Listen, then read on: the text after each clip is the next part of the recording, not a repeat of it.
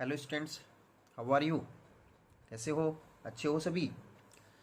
चलो आज की क्लास स्टार्ट करते हैं। उससे पहले मैं आपको एक छोटी सी इन्फॉर्मेशन देना चाह रहा हूँ कि अगले 3 to 4 डेज तक, 3 से 4 दिनों तक जो अपनी क्लासें हैं वो इस टाइप से, आज का जो वीडियो है इस टाइप से आएगी मेरी। क्योंकि इसका कुछ कारण है कि मैं कहीं पर आउट ऑफ सीकर हूँ, इसलिए अपना जो स्कूल के अंदर जो अपना वीडियो जो सेटअप लगा हुआ है, कैमरा सेटअप लगा हुआ है, वहाँ पर मैं अवेलेबल नहीं हो पा रहा हूँ, कहीं दूर सी जगह पर आया हूँ।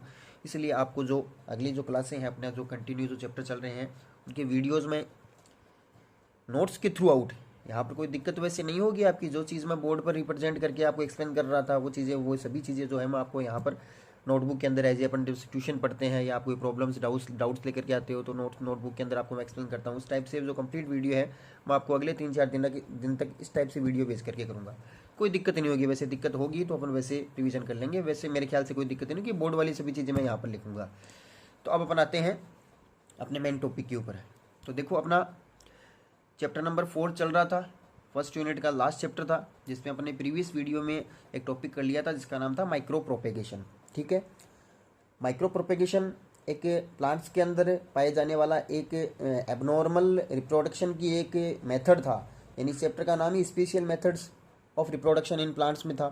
तो प्लांट्स के अंदर स्पेशल मेथड्स जो रिप्रोडक्शन के हैं वो अपन ने 4 टाइप्स के मेथड्स इस चैप्टर के अंदर अपन पढ़ रहे थे, जिसमें सबसे पहला अपन ने किया था एपोमिक्सिस, सेकंड अपन ने किया था एगेमोस्पर्मी, थर्ड अपन ने कर लिया था माइक्रो प्रोपेगेशन, और फोर्थ मेथड जो है वो अपन को करना नहीं है इस चैप्टर में, वो है वेजिटेटिव प्रोपेगेशन, क्योंकि वो फर्स्ट चैप्टर के अंदर अपन ने डिटेल से कर लिया था। तो स्पेशल मेथड्स जो रिप्रोडक्शन के हैं, जो सेक्सुअल रिप्रोडक्शन से थोड़े से डिफरेंट टाइप्स के मेथड है, जिनमें प्लांट्स जनरेट तो होते हैं बट विदाउट फर्टिलाइजेशन और विदाउट मियोसिस के, यानी बिना मियोसिस हुए बिना फर्टिलाइजेशन के प्लांट्स जनरेट होते हैं, वो स्पेशल मेथड्स हैं जिनको अपन ने डिस्कशन किया था। जिसमें अपने सबसे पहला जो एपोमिक्सिस किया था वो काफ़ी इंपॉर्टेंट था, काफ़ी एक लार्ज टॉपिक भी था, जिसमें अपन ने एपोमिक्सिस की डेफिनेशन की थी, फिर उसके टाइप्स किए थे, फिर इंपॉर्टेंस किया था।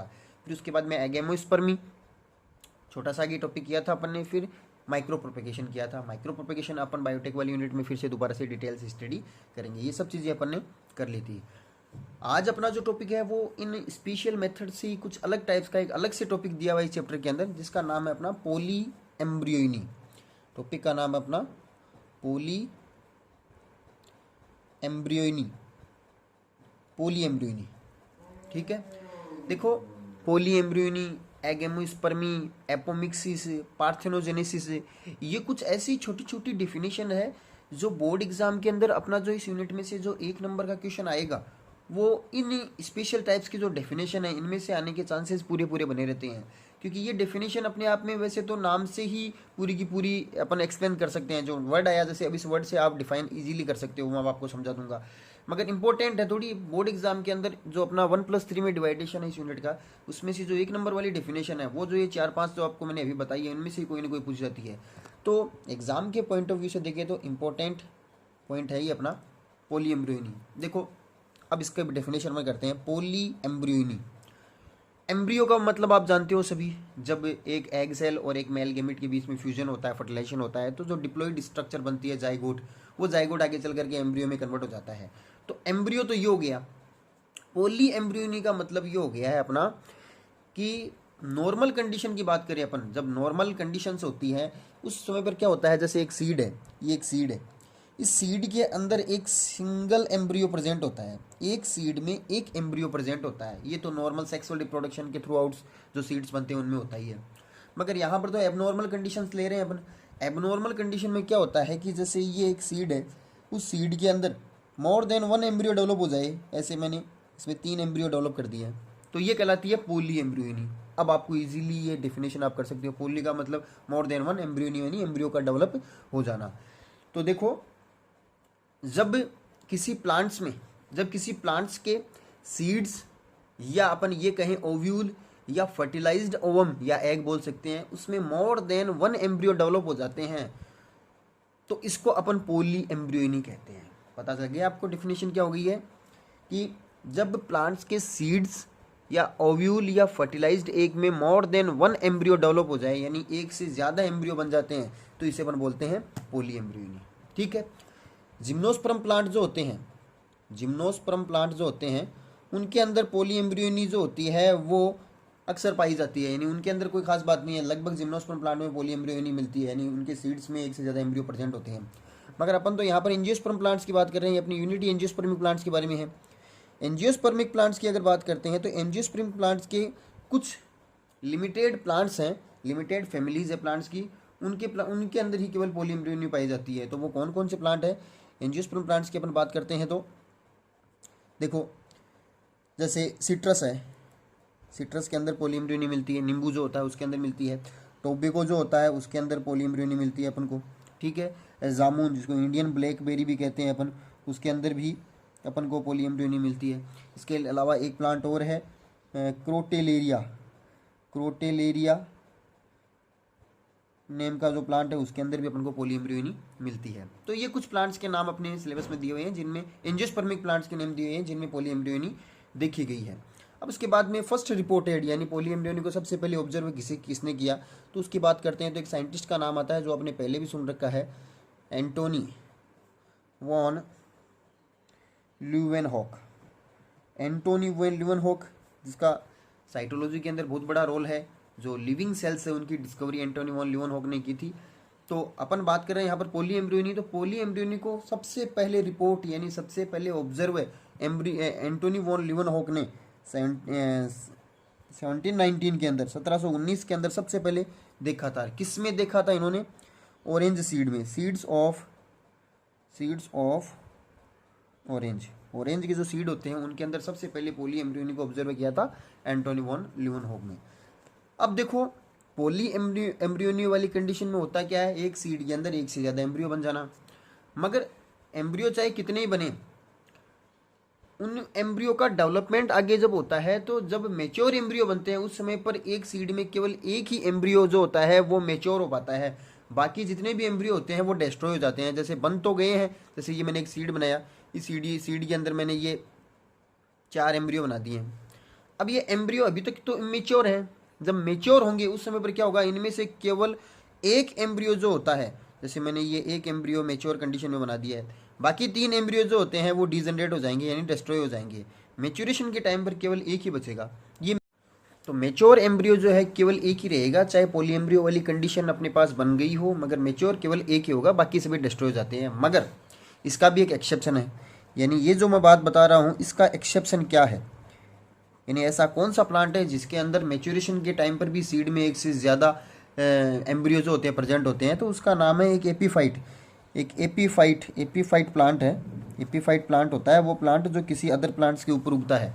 जैसे उसका एग्जाम्पल है अपने वेंडा, वेंडा नेम का एक एपीफाइट प्लांट है। उस प्लांट्स के अंदर अगर अपन बात करते हैं तो जो मेच्योर सीड जो होते हैं उस सीड के अंदर एक से ज़्यादा मेच्योर एम्ब्रियो भी प्रेजेंट होते हैं, यानी इसके अंदर जितने एम्ब्रियो बने हैं ना वो सभी के सभी एम्ब्रियो मेच्योर भी होते हैं। ये एक्सेप्शन हो गया है, ठीक ना, ठीक है।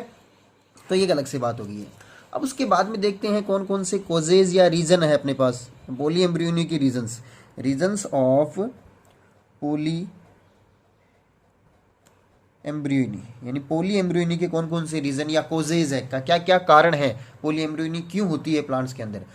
तो मेनली पॉली एम्ब्रियो जो होती है, पॉली एम्ब्रियोनी प्रोड्यूस होने के अपने पास 4 रीजन है, 4 कारण दिए हुए अपने सिलेबस के अंदर, जिनमें से सबसे पहला जो रीजन है उसका नेम है cleavage by cleavage of pro embryo, ठीक है। अब ये क्लीवेज क्या होता है, प्रो एम्ब्रियो क्या होता है, अभी मैं आपको बताऊंगा डिटेल से। पहले एक बार मैं चारों रीजन यहाँ पर लिख देता हूँ। सेकंड जो कोजेज या रीजन जो है वो अपना है by development of embryo, by development of embryo from any other cell of embryo sac, from any other cell of embryo sac, ठीक है। ये भी एक्सप्लेन करूंगा आपको मैं। थर्ड जो रीजन है वो अपना हो जाएगा by development of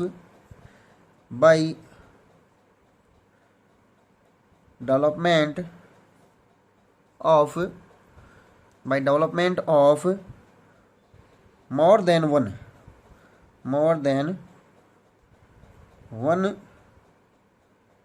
embryo sac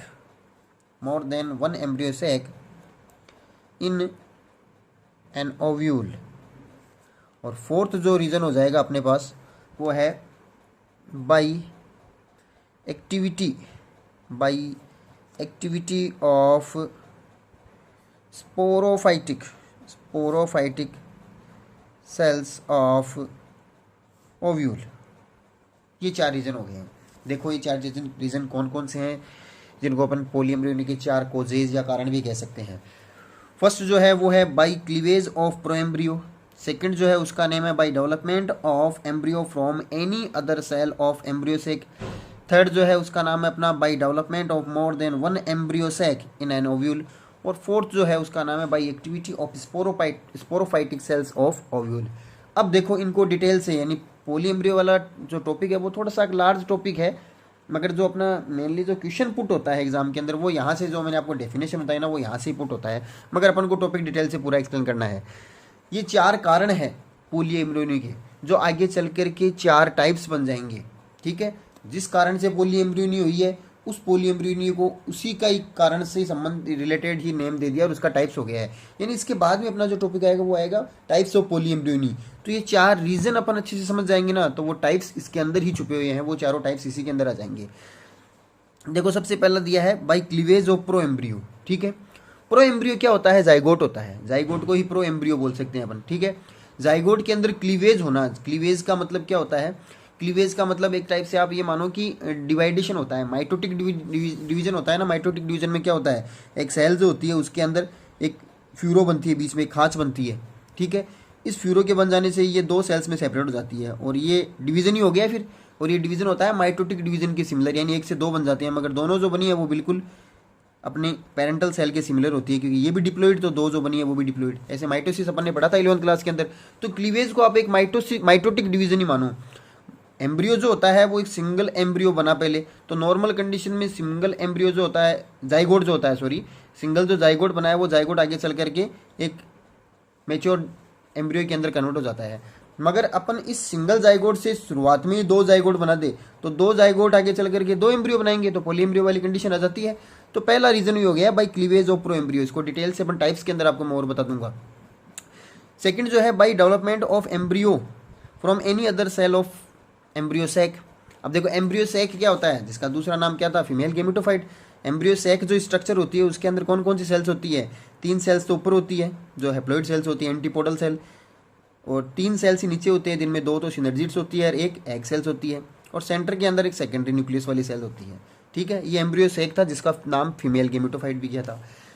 अब नॉर्मली इनमें ये जितने भी 7 सेल्स है, 3 ऊपर 3 नीचे और 1 बीच में, इनमें से ये एग सेल्स जो होती है, एम्ब्रियो तो इस एग सेल से होता है, इस एग सेल से एक मेल गेमेट का फ्यूजन होता है तो जाइगोट बनता है, जाइगोट से आगे चल करके एम्ब्रियो बनता है।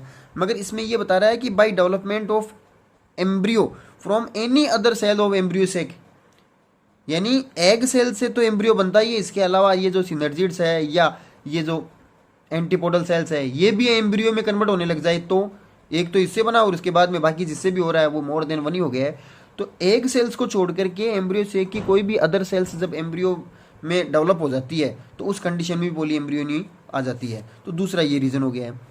तीसरा रीज़न या जो कोजेज जो है वो है by development of more then 1 embryo sac in A ovule. अब देखो नॉर्मल कंडीशन में ओव्यूल जो होता है, ओव्यूल की स्ट्रक्चर मैंने आपको बना के बताई थी प्रीवियस चैप्टर के अंदर। इस टाइप से ओव्यूल होता है अपना। इस ओव्यूल के अंदर न्यूसेलस वाले पार्ट्स के बीच में ये एम्ब्रियो सेक होता है। एम्ब्रियो सेक ओव्यूल के अंदर ही तो होता है, यानी एक ओव्यूल के अंदर एक एम्ब्रियो सेक होता है नॉर्मल कंडीशन में।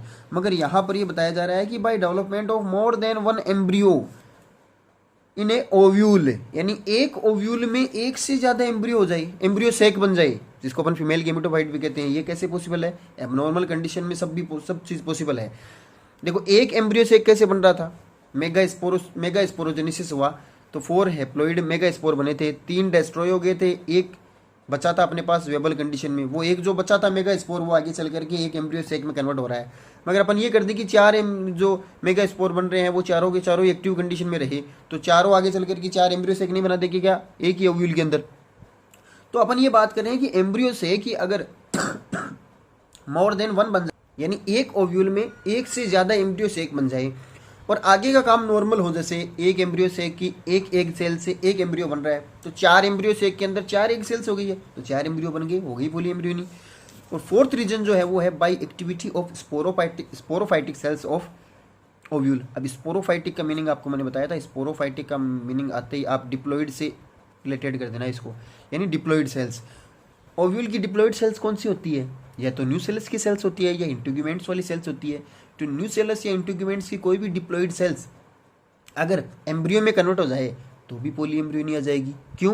क्योंकि न्यूसेलस की जो सेल्स और इंटीग्यूमेंट्स की सेल्स तो बहुत सारी सेल्स है, तो बहुत सारी सेल्स में ये जरूरी थोड़ी कि एक सेल ही एम्ब्रियो बनाए, 2 बना दे, 3 बना दे, 4 बना दे, जितनी भी सेल्स अगर एम्ब्रियो बनाएगी तो वो पॉली एम्ब्रियोनी वाली कंडीशन को ही जनरेट करेगी। तो ये 4 रीजन्स होते हैं अपने पॉली एम्ब्रियोनी के। आगे अपन इसके अंदर पढ़ेंगे पॉली एम्ब्रियोनी के टाइप्स, यानी टाइप्स ऑफ पॉली एम्ब्रियोनी। अब टाइप्स जब अपन पढ़ेंगे तो उसमें आपको कोई ज़्यादा जोर नहीं आएगा, क्योंकि ये जो अपन ने 4 रीजन्स किए हैं उन्हीं से ही 4 टाइप्स बन जाएंगे। जैसे फॉर एग्जाम्पल मैं आपको बताऊँ by cleavage of pro embryo. अब प्रो एम्ब्रियो में क्लीवेज होने से अगर पॉली एम्ब्रियोनी जनरेट होती है तो उस पॉली एम्ब्रियोनी का नेम भी यही हो जाएगा, क्लीवेज पॉली एम्ब्रियोनी। अब वो क्लियर हो जाएगा, इसमें जो मैंने आपको बताई वही बात रिपीट होगी कि क्लीवेज पॉली एम्ब्रियोनी में क्या होगा, प्रो एम्ब्रियो जिसको अपन जाइगोट भी बोल सकते हैं, उसमें क्लीवेज होने से मोर देन वन जाइगोट बन जाते हैं, यानी जाइगोट एक से ज़्यादा बन गए और हर एक जाइगोट आगे चल करके एक एम्ब्रियो में कन्वर्ट हो रहा है, तो जितने भी जाइगोट बने वो उतने ही एम्ब्रियो बन जाएंगे। तो मोर देन वन एम्ब्रियो बने तो पॉली एम्ब्रियोनी कंडीशन हुई है, इसका कारण क्लीवेज था, इसलिए इसको क्लीवेज पॉली एम्ब्रियोनी कह दिया है। इसी टाइप से 4 जो रीजन्स या कोजेज है उन्हीं से ही 4 अपने टाइप्स बन जाएंगे, जो अपन अगले वीडियो के अंदर करेंगे। ठीक है, थैंक यू।